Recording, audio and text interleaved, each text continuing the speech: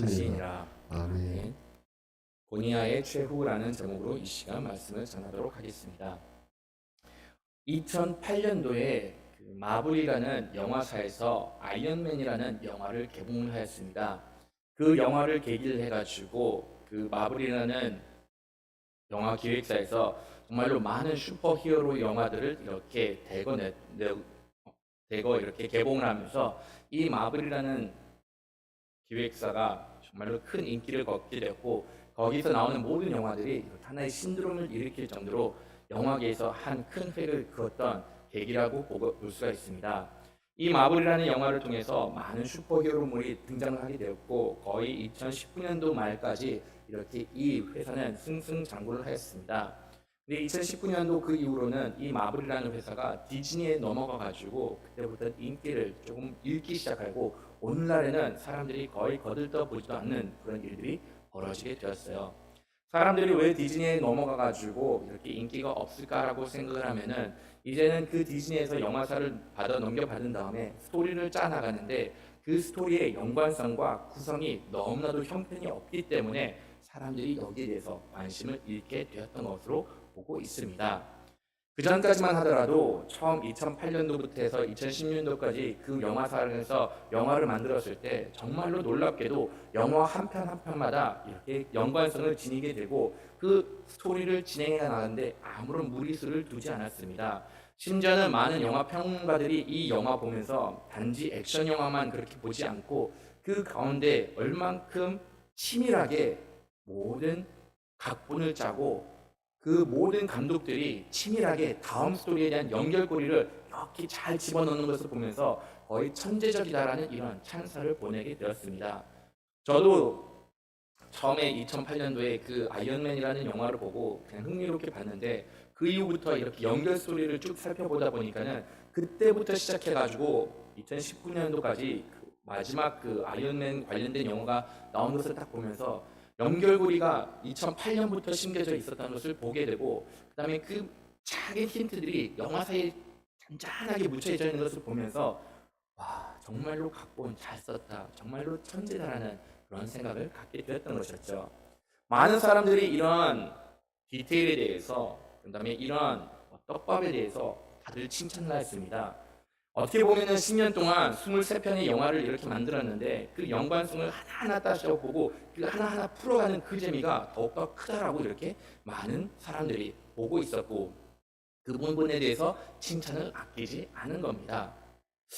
근데 다른 한편으로 생각을 하면은 단지 한 10년이라는 기간 동안 23편의 영화를 이렇게 각본을 잘 짠 것에 대해서 사람들은 칭찬을 했습니다. 근데 거기에 비해서 하나님께서 일하신 것을 보면은 이와는 비교가 할 수가 없다는 것을 보게 됩니다.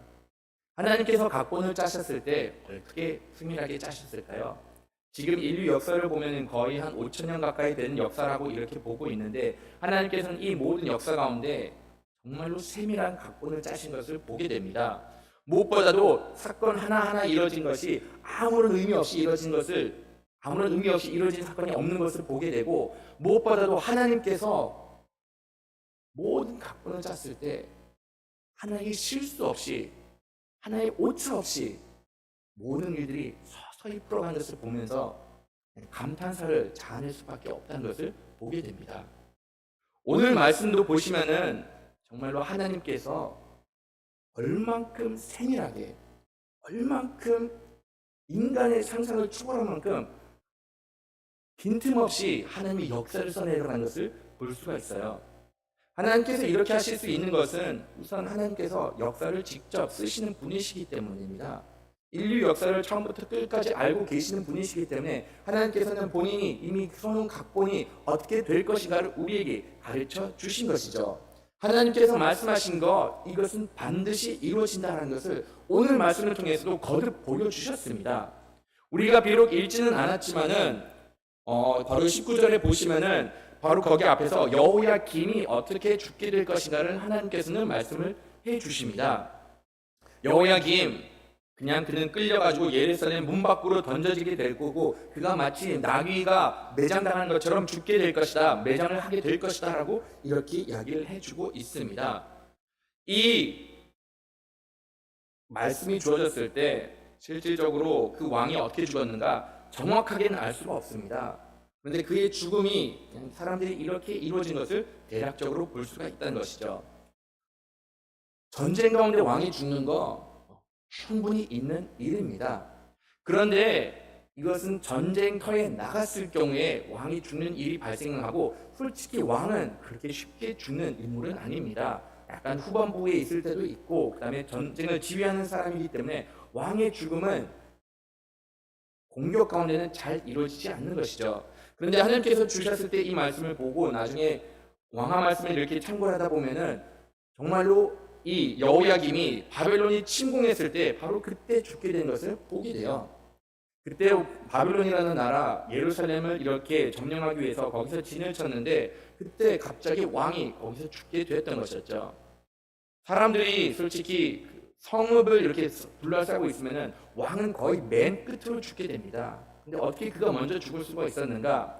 많은 학자들이 이렇게 추정하기로는 그때 당시 사람들이 고대근동에서 전쟁을 일으킬 때 성읍에서 사람들이 살아남기 위해서 항복한다는 의미로서 그냥 그 왕을 살해를 하고 그냥 성벽 넘어서 이렇게 던지는 일이 자주 발생을 하였던 것이었죠. 성경에서는 정확하게 그가 어떻게 죽었는가는 언급을 해주지 않는데, 이 말씀을 보면은 그때 당시에 사람들이 그 풍습에 따라서 그냥 여호야김을 죽여버리고 성벽 넘어서 던져서 그들에게 항복을 표한 것이 아닌가라고 이렇게 보고 있습니다. 하나님께서는 여호야김 처참한 결말을 맞이하게 될 것을 이미 예언을 하신 겁니다. 그리고 실질적으로 여호야김 이렇게 처참한 종말을 맞이하게 되었던 것이었죠. 하나님께서는 이스라엘 백성을 치실 것에 대해서도 이미 말씀을 하셨습니다.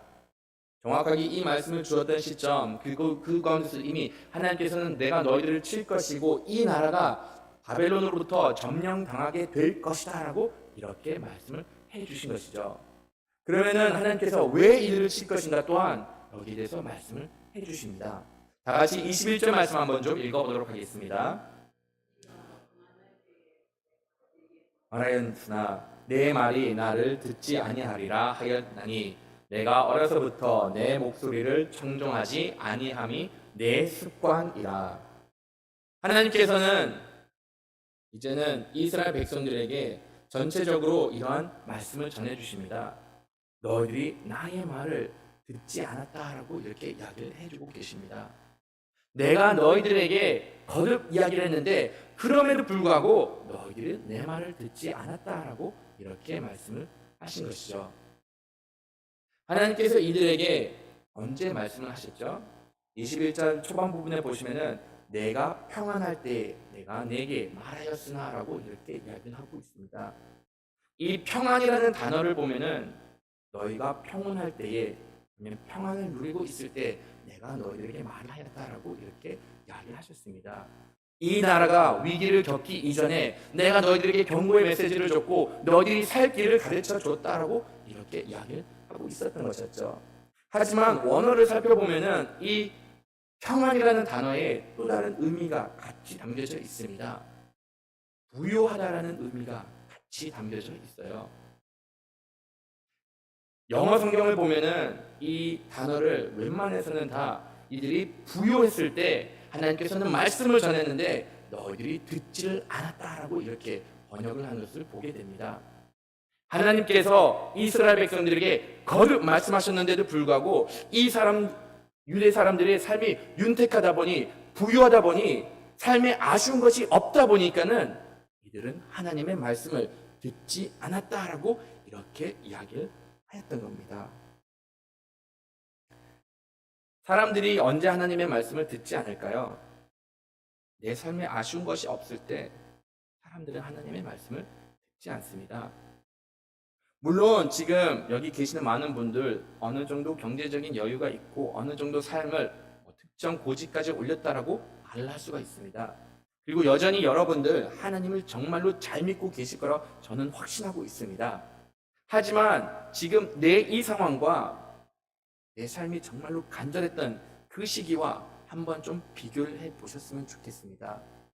내가 경제적으로 궁핍할 때, 내 삶에 온갖 환란을 겪어가지고 내가 처참하게 무너졌던 그 상황과 지금 내 현 상황과 나의 믿음 상황, 아니면 내가 얼만큼 하나님께 간절히 붙들고 매달리고 하나님께 의지를 하고 있는지를 한 번쯤은 비교해 보셨으면 좋겠습니다.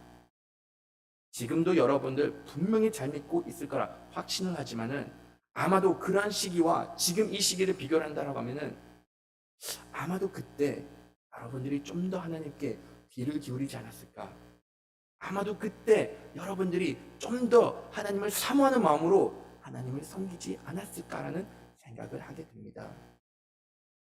이것은 나만의 문제가 아닙니다. 이것은 우리나라의 역사를 본다고 하더라도 이와 동일한 반복되는 모습을 볼 수가 있어요.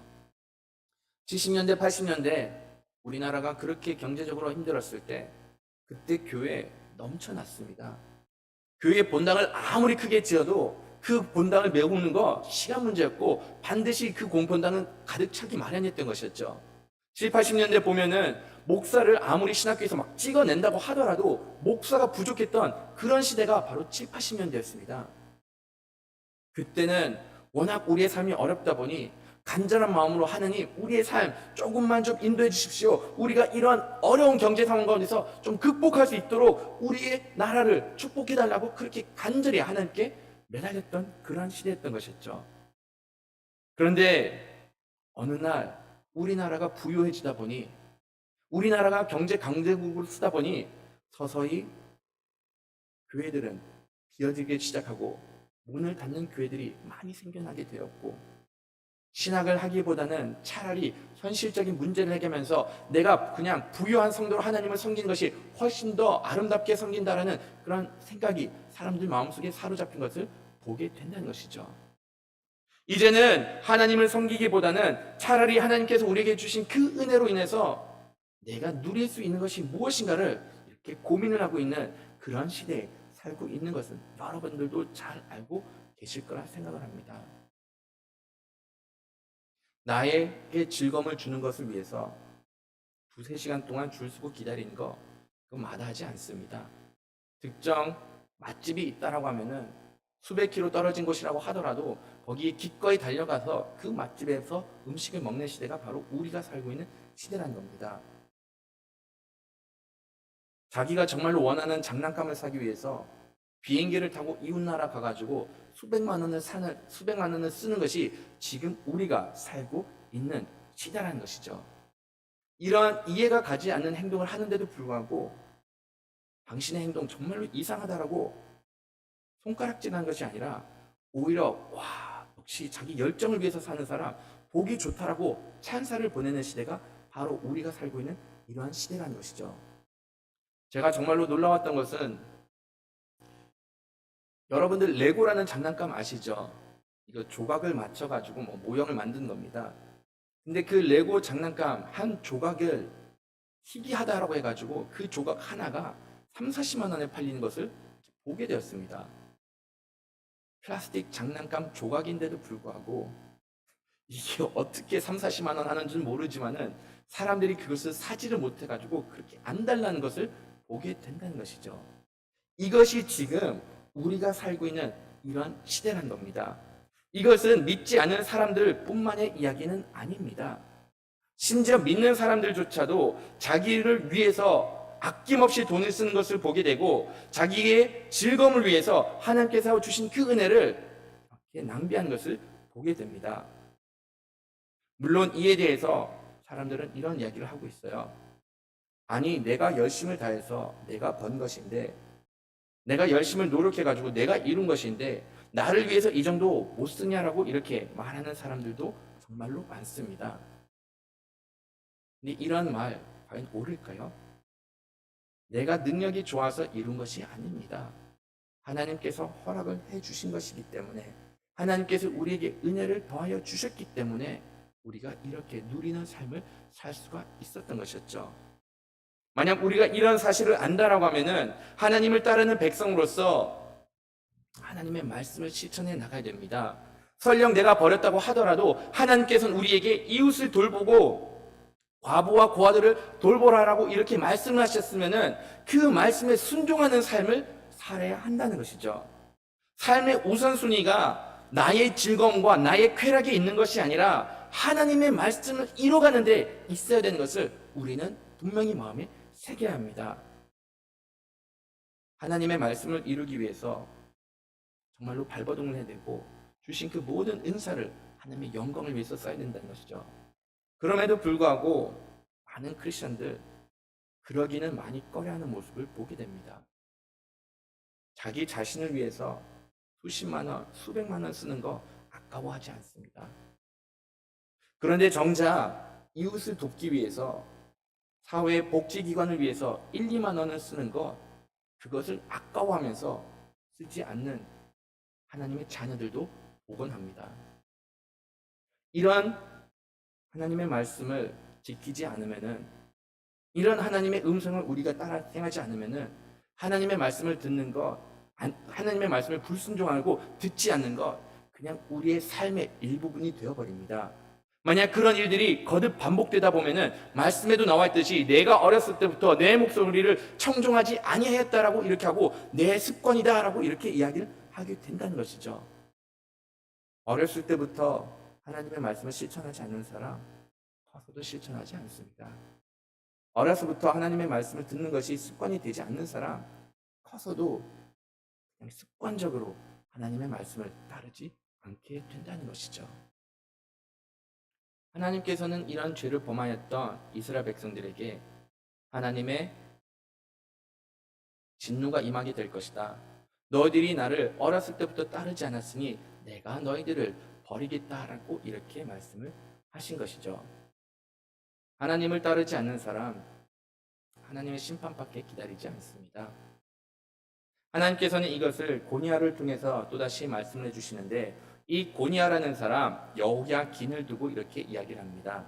여호야긴의 단축된 명칭이 그냥 고니아라고 여러분들이 보시면 되고 이 고니아라는 사람 이 사람이 하나님을 온전히 섬기지 않았기 때문에 하나님께서는 하시는 말씀 내가 설령 이 사람이 나의 인장이라고 하더라도 내가 그를 빼버리고 그들을 갈대아 사람에게 넘겨주겠다라고 말씀을 하십니다. 이 인장반지라는 것은 여러분들도 아시다시피 이것은 곧 왕의 말이자 그 왕의 위엄을 지니고 있는 어마어마한 소중한 물건입니다. 그때 고대 근동 당시 근동뿐만이 아니었죠. 중세일기도 넘어가 가지고 이 왕이 한 조서를 보낼 때 이 조서가 왕으로부터 왔다라는 것을 증명한 것이 바로 이 인장 반지를 통해서 증명을 하게 된다는 것이죠. 한때는 이 인장 반지를 그냥 편지 밑에다가 이렇게 딱 찍으면서 도장을 찍으면서 이게 실질적으로 왕으로부터 왔다라는 것을 증명해주고 그런 다음에 그 편지를 돌돌돌 말아서 조서를 말아가지고 그 위에다가 이 초를 녹이고 그 위에다 또다시 인장 반지를 찍어야지 이것이 효력이 있는 그런 조서가 되는 것을 조서가 될 수 있도록 그 역할을 해준 것이 바로 이 인장 반지에 하는 일이었습니다. 왕의 말과 동일한 권위를 갖고 있었기 때문에 왕은 절대로 이 인장 반지를 빼진 않습니다. 만약 이 인장 반지가 다른 사람의 손에 넘어간다라고 하면은 왕을 사칭할 수가 있는 일들이 벌어지기 때문에 이 인장 반지만큼은 절대로 왕은 빼지를 않는다는 것이죠. 그런데도 불구하고 여호야긴 너가 설령 이 인장 반지라고 하더라도 나는 너를 빼버리겠다라고 말씀을 하신 겁니다. 여호야긴이 그렇게 소중한 사람이었을까요? 그의 역사를 보면은 솔직히 소중한 사람은 아니었습니다. 그의 행한 것은 그다지 선하지도 않고 그가 다스렸던 기간 너무나도 짧았기 때문에 임팩트를 남겼다고 말하기는 많이 어렵다는 것이죠. 근데 그의 역사적인 위치를 바라본다라고 하면은 거의 인장반지의 수준으로 중요한 사람입니다. 아시다시피 이 하나님께서는 다윗을 통해 가지고 예수님이 태어날 것을 말씀해 주셨고 이 왕위를 통해서 예수님이 태어날 것을 보여주셨기 때문에 어떻게 보면은 이 여호야긴이 단지 왕으로서가 아니라 하나님의 언약의 사람으로서는 중요한 사람이다라고 이렇게 볼 수가 있었던 것이었죠. 그런데도 불구하고 하나님께서는 내가 너를 빼서 바벨론으로 넘기겠다라고 말씀을 하신 겁니다. 하나님께서 여기서 또다시 하나의 예언을 주신 것이죠. 포로로 끌려가게 될 것이다라고 말씀하셨는데, 물론 우리가 이 26절 말씀에 보면은 그가 포로로 끌려가는 거 모든 정황을 봤을 때 충분히 일어날 수 있는 일이다라고 생각을 하게 됩니다. 이게 무슨 하나님의 예언이냐, 무슨 하나님의 일이냐라고 그냥 그 시대의 흐름만 잘 알면은 누구나 다 이 정도는 맞힐 수가 있지 않을까라고 생각을 합니다. 그런데 이 26절 말씀을 보시면은 하나님께서 여호야긴이 그의 어머니와 함께 바빌론으로 포로로 끌려간다라고 이렇게 덧붙이셨습니다. 실질적으로 여호야긴 2차 포로 때 아마도 그가 이렇게 바벨론으로 포로로 끌려갔다라고 보고 있습니다. 그와 그의 어머니가 이렇게 같이 포로로 끌려가게 되었던 것이었죠. 왕을 포로로 끌려가는 것은 일반적으로 있는 일입니다. 근데 그의 어머니가 같이 가는 경우는 그렇게 흔한 일은 아니었던 것이었죠. 장차 일어날 일에 대해서 예언을 한다라고 하면은 가급적이면은 세부 사항은 좀 빼는 것이 예언하는 사람에게 유리합니다. 전쟁이 일어나서 왕이 포로로 끌려가게 된다. 그러면 두리뭉실한 예언이기 때문에 이게 뭐 여호야긴이든 아니면은 뭐 여호야김이든 누구를 왕을 통해서 이렇게 이야기를 할 수가 있고 쉽게 갖다 붙이기가 편하다는 것이죠. 근데 여기서 한 가지 세부 사항을 추가하고 거기서 이름까지 언급을 한다라고 하면은 이 일이 고스란히 이렇게 이루어질 수 있는 확률이 지극히 낮아집니다. 그런데도 불구하고 하나님께서는 내가 너를 바벨론에게 포로로 끌려가게 될 것이고 너희 엄마도 너와 같이 바벨론으로 포로로 끌려가게 될 것이다라고 이렇게 선포를 하였던 것이었죠. 세부 사항을 추가함으로 인해서 이 일이 이루어졌을 때 하나님께서는 분명히 이것은 내가 하는 일이고 이 모든 상황을 내가 주도하고 있는 전지전능한 하나님이심을 이렇게 말씀을 해 주신 겁니다. 하나님께서 이런 세부 사항을 넣을 수 있었던 이유는 하나님께서 역사를 쓰고 계시기 때문에 이러한 일들이 가능합니다. 하나님께서 모든 상황을 주관하고 계시기 때문에 하나님께서는 이렇게 상세하게 이야기를 하실 수가 있었던 것이었죠. 우리가 분명히 알아야 될 것, 이 세상의 역사의 주관자는 하나님 한 분뿐이십니다. 하나님께서 모든 상황을 다스리고 계시고 있기 때문에 우리는 그 어떠한 상황을 바라본다고 하더라도 그 어떠한 현상을 겪는다고 하더라도 이런 가운데 좌절할 필요가 없음을 마음에 새기시길 바라겠습니다. 실질적으로 우리가 살고 있는 이 시대에 정말로 어렵다라고 볼 수가 있어요. 지금 우리가 살고 있는 이 시대에 코로나로 인해서 경제가 무너진 상태입니다. 그것뿐만이 아니라 자연재해 얼만큼 많이 일어났나요? 올해 여름만 하더라도 비가 그렇게 많이 내려가지고 남쪽에는 정말로 막심한 비 피해를 봤습니다. 근데 이것은 우리나라뿐만이 아니라 중국 같은 경우는 도시가 다 하나 쓸려 내려갈 정도로 큰 비 피해를 입었습니다. 비뿐만이 아니죠. 하와이 같은 경우는 산불이 일어나가지고 섬 하나가 전체 거의 사라지듯 없어진 일이 벌어졌고, 또한 그리스가 맞죠? 그리스에서도 이렇게 산불이 일어나가지고 그 나라 전체가 이렇게 통째로 불타서 없어지는 그런 나라가 전체가 이렇게 흔들리는 현상을 보게 되었던 것이었죠. 이러한 모든 현상을 바라보면은 정말로 비관적으로밖에 바라볼 수가 없습니다. 오늘 낮에만 하더라도 아내랑 이렇게 이야기를 하면서 지금 일본에서 오염수를 방출하다 보니 이거 큰 문제가 아니냐라는 이런 이야기를 같이 나눴습니다. 솔직히 아무리 이것이 문제가 없다라고 하더라도 제가 가지고 있는 그 방사능에 대해서 나름대로 제가 갖고 있는 상식으로는 이것이 절대로 괜찮다라고 볼 수가 없는 그러한 현상입니다. 방사능이라는 것 자체가 아무리 소양이라고 하더라도 이것이 우리 인체 내에 한번 들어오면은 배출이 되지가 않습니다. 그러면 그 소량이라고 하더라도 우리에게 즉각적으로는 문제가 되지 않을 수가 있지만은 이것이 계속 소량이 쌓이고 쌓이다 보면은 끝내는 그것이 발암물질로 이렇게 우리 몸속에 자리 잡힐 수가 있고, 이것이 또한 자녀들에게 좋지 못한 영향을 미칠 수가 있습니다. 만약 이런 모든 현상들을 바라본다라고 하면은 우리가 살고 있는 이 시대 정말로 비관적으로밖에 바라볼 수가 없고 더 이상 희망도조차 보이지 않고 있습니다.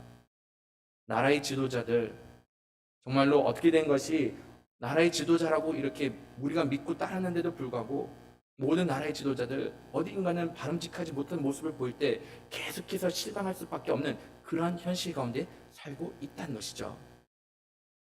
하지만 우리가 이러한 현실을 바라보면은 비관할 수밖에 없지만은 이런 가운데 하나님께서는 여전히 해주시는 말씀, 그래도 내가 이 시대를 다스리고 있고 모든 것이 나의 계획 안에 있다라고 이렇게 이야기를 하시고 계십니다. 하나도 하나님의 뜻에 대적하면서 하나도 하나님께서 원치 않는 일이 벌어지고 있지는 않다라고 이렇게 말씀을 해주고 계십니다. 그리고 설령 우리가 이렇게 험난한 세상 가운데 살아간다고 할지언정 하나님께서는 하나님의 자녀들을 끝까지 지켜주신다라고 이렇게 말씀을 거듭해 주십니다. 비록 우리가 지금 아직 읽지는 않았지만은 오늘 아침의 말씀을 보시더라도 예레미야서 24장 5절 말씀을 한번 보시면은 같이 한번 읽어보도록 하겠습니다. 이스라엘 하나님 여호와께서 이와 같이 말씀하시니라. 내가 이곳에서 옮겨 갈대아인의 땅에 이르게 한 유다 포로를 이 좋은 무화과와 같이 잘 돌볼 것이라. 아멘. 하나님께서는 하시는 말씀, 설령 너희가 바벨론으로 포로로 끌려간다고 하지만은 바벨론으로 포로로 끌려갈 때 너희를 포로로 끌려가는 사람, 너희들이 그곳으로 옮기는 사람은 바벨론 사람들이 아니다. 내가 이곳에서 저곳으로 너희를 옮기는 하나님이다 라고 이렇게 말씀을 해주고 계십니다. 설령 이들이 포로로 끌려간다고 하더라도 이 바벨론이라는 족속, 이 바벨론이라는 제국은 단지 하나님의 도구에 불과하고 하나님께서는 이 모든 것을 계획하시고 너희들이 만약 거기서 건너가게 되고 나의 말을 순종한다라고 하면은 내가 너희들을 이렇게 좋은 무화과처럼 잘 돌보실 것이고 내가 너희들을 소중하게 아껴주겠다라고 이렇게 약속을 해주시고 위로를 해주신 것이죠. 하나님께서는 절대로 하나님의 자녀가 해를 당하는 것을 원치 않고 끝까지 하나님께서는 지켜주신다라는 약속을 하셨습니다. 하지만 하나님을 따르지 않는 사람 다시금 징벌의 대상이 된다라고 이렇게 가르쳐주고 있어요. 근데 이 징벌을 받는 과정조차도 하나님께서는 그냥 아무런 이유 없이 이루지는 않습니다. 이런 가운데 또다시 하나님의 계획이 있다는 것을 보게 돼요. 다 같이 30절 말씀 좀 한번 읽어보도록 하겠습니다. 여호와께서 이와 같이 말씀하시니라. 너희는 이 사람이 자식이 없겠고 그의 평생 동안 형통치 못할 자라 기록하라. 이는 그가 자손 중 형통하다 하여 다윗의 왕위에 앉아 유다를 다스릴 사람이 다시는 없을 것이라 하시니라. 이 말씀은 하나님께서 여호야긴에 관련돼서 이렇게 선포하신 저주입니다. 이 저주 솔직히 성경 가운데서 성경을 좀 공격하려는 사람들이 자주 인용하는 그 말씀이라는 것이죠. 이 저주를 봤을 때 단지 하나님께서 분노하셔가지고 하나님의 말씀을 불순종하는 사람들이 겪을 수 있는 보편적인 저주다라고 이렇게 생각을 할 수도 있습니다. 그런데 이 말씀을 보시면은 상당히 구체적이게 한 특정 인물을 지정을 해가지고 저주하신 것을 보게 됩니다. 여호야긴 이 사람은 자식이 없을 것이고 그 다음에 그 평생 동안 형통하지 못할 것이다. 무엇보다도 그 자손 중에 다윗의 왕위를 앉아 유다를 다스리는 것이 두 번 다시는 일어나지 않을 것이다 라고 이렇게 말씀을 하신 겁니다.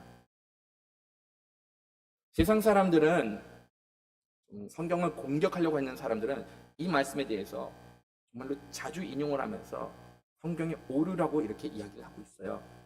우선 보시면은 여호야긴이 자식이 없겠고라고 이렇게 말을 하는데 실질적으로 말씀을 참고하면은 여호야긴에 기록된 자식들이 대략 7명쯤 있었다라고 이렇게 보고 있습니다. 그러면은 이것이 자식이 없는 것이 아니라 자식이 있는데 왜 이렇게 말씀을 하셨을까라고 하는데 이 여호야긴의 아들들 이렇게 죽어가지고 그 후손들이 더 이상 생기지 않는 것을 이렇게 보게 됩니다. 근데 거기서 이것이 끝난 것이 아니라 문제는 그의 자손 중에 형통하여 다윗의 왕위에 앉을 사람이 없게 될 것이다 라고 말을 합니다. 이것을 좀 더 큰 범위로 이야기를 한다라고 하면은 다윗의 귀족 혈통 가운데 더 이상 왕이 세워지지 않게 된다라고 하나님께서는 선포를 하신 겁니다. 이 저주는 생각보다 큰 문제를 일으키게 돼요. 그 이유는 하나님께서 분명히 다윗의 왕족이 이루어질 것이다 라고 말하는데, 여기서는 하나님께서는 더 이상 그 왕족은 이루어지지 않겠다라고 이렇게 선포를 하니까는 하나님의 언약과 하나님의 저주가 정면으로 충돌을 하면서 하나님께서 마치 그의 언약을 잊어버린 것처럼 이 혈통에다 저주를 내리신 것이죠. 과연 하나님께서 다윗에게 한 언약을 잊어버렸기 때문에 이 가문에다 이런 저주를 내리셨을까요? 하나님께서는 이를 통해서 하나님의 구원의 계획이 어떻게 이루어질 것인가를 이렇게 보여주신 겁니다.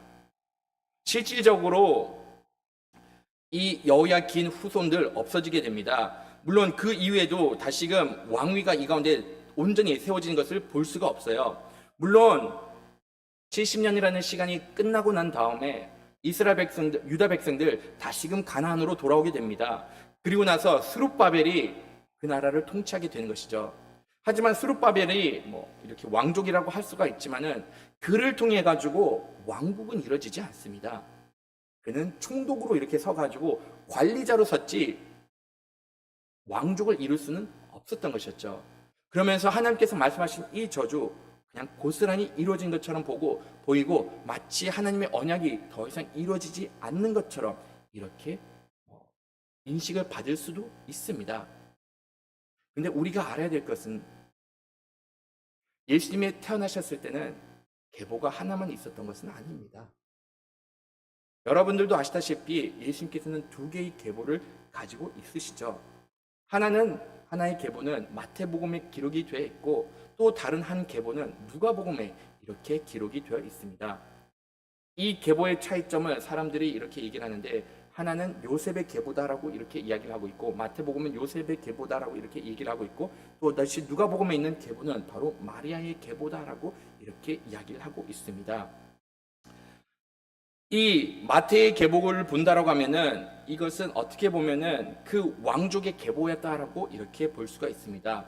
다윗을 통해서 솔로몬을 통해서 그 다음에 르호보암 이렇게 해서 쭉쭉쭉쭉 그의 계보가 이어지는 것을 볼 수가 있어요. 그런데 그렇게 되다 보면은 오늘 우리가 접한 이 말씀에 도달을 하게 됩니다. 여호야긴에 대한 저주를 받게 되는 것이고 더 이상 이 저주받은 가문으로서는 저주받은 왕의 계보로서는 더 이상 왕이 태어날 수가 없게 되는 것을 보게 되는 것이죠. 그런데 여러분들이 아셔야 될 것, 요셉이 예수님의 아버지는 맞기는 맞습니다. 하지만 동시에 그의 혈통의 아버지라고 말은 할 수가 없습니다. 그것은 여러분들도 잘 아시다시피 예수님께서 태어나셨을 때는 요셉이 간섭을 한 것이 아니라 성령님을 통해 가지고 마리아가 잉태가 된 것이고 성령님을 통해 가지고 예수님이 이 땅에 오시게 되었던 것이었죠. 그러면은 이렇게 되면은 솔직히 이 다윗의 가문과 예수님과 상관이 없는 것이 아니냐라고 생각을 할 수가 있는데 그렇지는 않습니다. 마리아의 계보를 쭉 타고 올라가다 보면은 그럴 때 다시금 다윗과 바세바의 아들 가운데서 이 계보가 이어진 것을 보게 됩니다. 다 같이 누가복음 3장 31절 말씀을 좀 한번 읽어보도록 하겠습니다. 그 왕위 말레아요, 그 위는 멘나요, 그 위는 mattat아요, 그 위는 나단이요, 그 위는 다윗이요라고 이렇게 말씀이 기록이 되어 있습니다.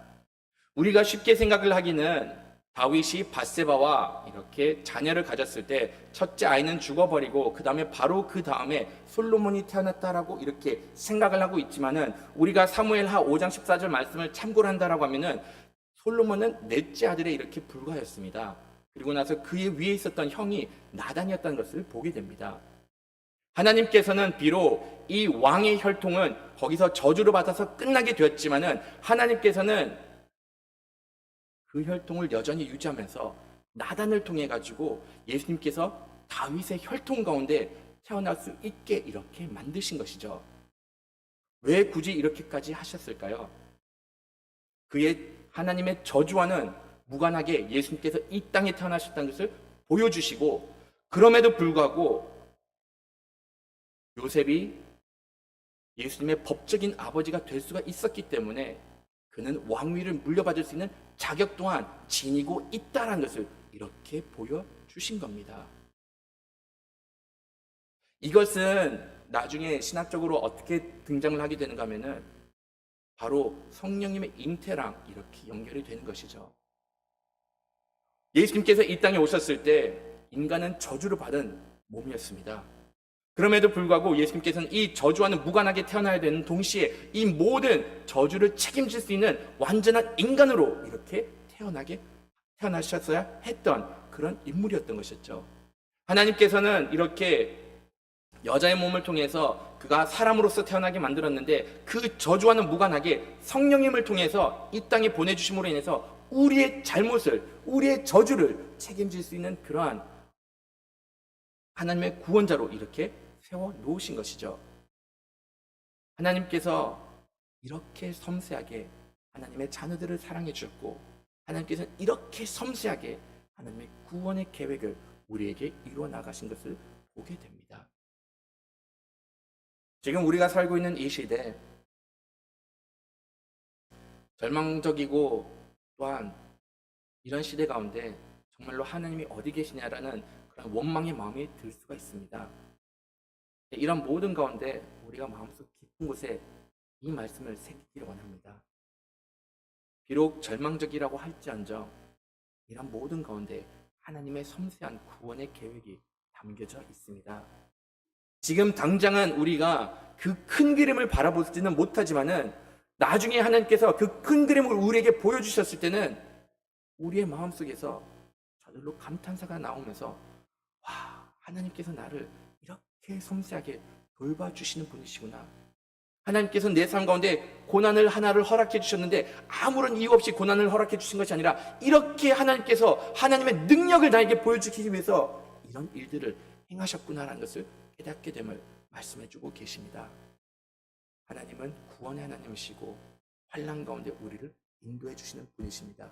이러한 하나님의 성품을 의심치 않고 전적으로 신뢰하면서 나가는 여러분들이 되기를 간절히 바라겠습니다. 다 같이 찬송